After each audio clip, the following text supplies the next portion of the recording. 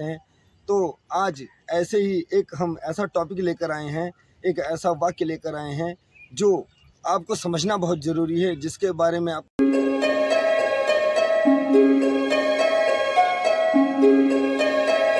हम सभी को मैं आचार्य परमेश्वर तिवारी श्री रामदास आयुर्वेदा सेवा संस्थान में आपका हार्दिक स्वागत करता हूं। और जैसे कि आप लोग सभी जानते हैं कि मैं आयुर्वेदा की तरह तरह की दवाइयों के बारे में बताता रहता हूं और समझाता रहता हूं, ताकि आयुर्वेदा के बारे में आपको अच्छी नॉलेज मिले, अच्छा ज्ञान मिले। तो ऐसे ही आयुर्वेदा के बारे में हम सबको बताते रहते, समझाते रहते हैं।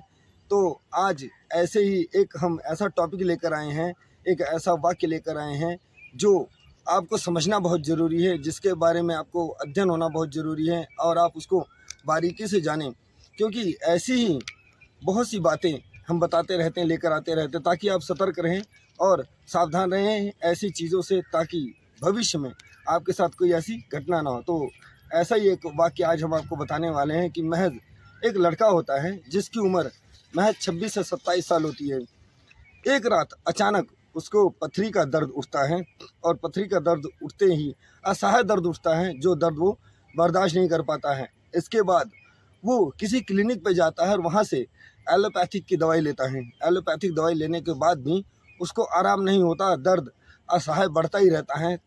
उसके लिए वो रात काटनी बड़ी मुश्किल हो जाती है, क्योंकि पथरी का दर्द आप समझ सकते हैं कि कैसा होता है।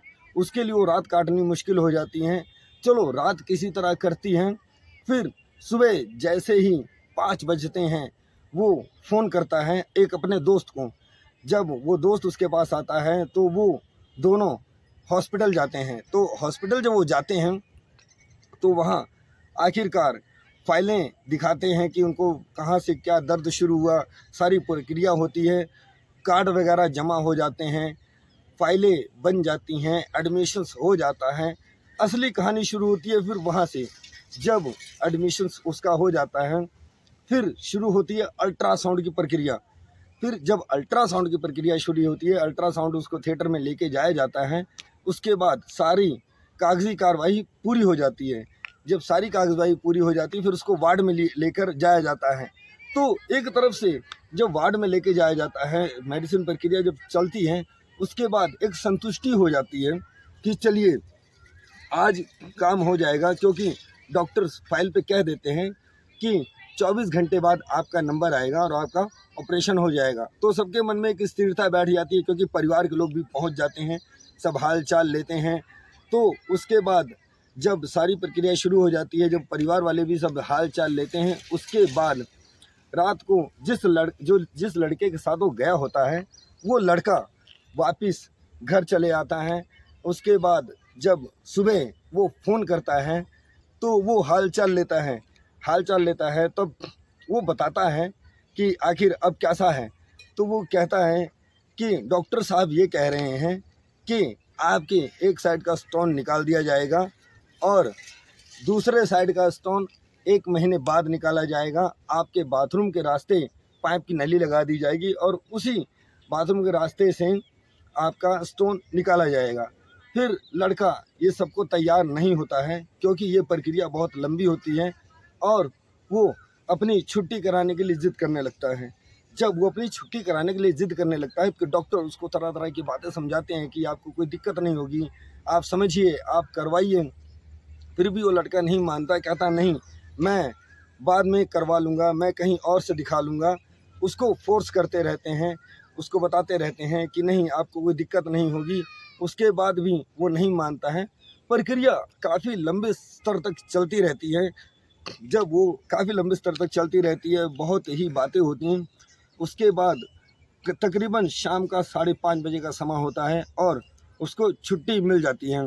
जब उसको छुट्टी मिल जाती है, तब जब वो घर आता है, तब अपने एक आयुर्वेदा डॉक्टर से सलाह लेता है कि मुझे ये दिक्कत थी, क्योंकि वो उनके कांटेक्ट में रहता था, लेकिन उनसे उतनी सलाह नहीं लेता था। तो आखिरकार जब बारी आई आयुर्वेदा की, तब उसने सलाह ली, तब उसको समझाया गया और बताया गया। आखिरकार जब बताया गया, उसके बाद वो आयुर्वेदा मेडिसिन के लिए तैयार हुआ और उनको वहीं आयुर्वेदा मेडिसिन दी गई, तो जब उनको समझाया गया और आयुर्वेदा जो मेडिसिन ली गई, तब बातें उनको पूरी तरह से समझ में आई और वो प्रक्रिया उनको समझ में आई। तो ये सारी प्रक्रिया थी हॉस्पिटल के प्रति। देखिए, हम किसी हॉस्पिटल्स को बुरा नहीं कहते, हम किसी हॉस्पिटल्स के बारे में कोई ऐसी बातें नहीं कहते ताकि किसी डॉक्टर्स को या किसी ऐसे आदमी को ठेस पहुँचे। लेकिन आप ये समझिए कि जो काम कुछ ही घंटों का था या कुछ ही समय का था, उस काम के लिए इतना इतना दिन रोक लिया जाता है, तो वो चीज़ें कहीं ना कहीं इंसान के दिमाग में बैठ जाती हैं और उसका प्रभाव कुछ अलग होता है। तो यही सब चीज़ों के लिए हम समझाते रहते हैं आयुर्वेदा के बारे में बार बार कि देखिए, आप पहले आयुर्वेदा के प्रति अपना रुझान प्रकट करें, आयुर्वेदा के प्रति आप सचेत रहें। आयुर्वेदा दवाइयों से समय तो कम लगता है, काम धीरे धीरे होता है, लेकिन बीमारी जड़ से ख़त्म हो जाती है।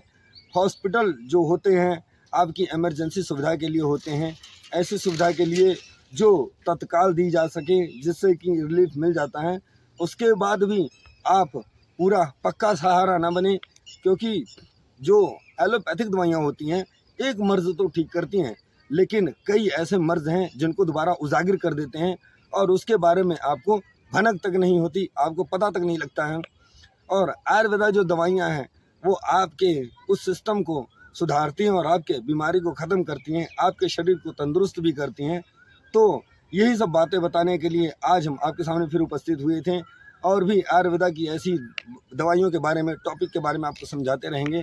तो आज के लिए इतना ही। जय श्री राम, जय श्री राधे।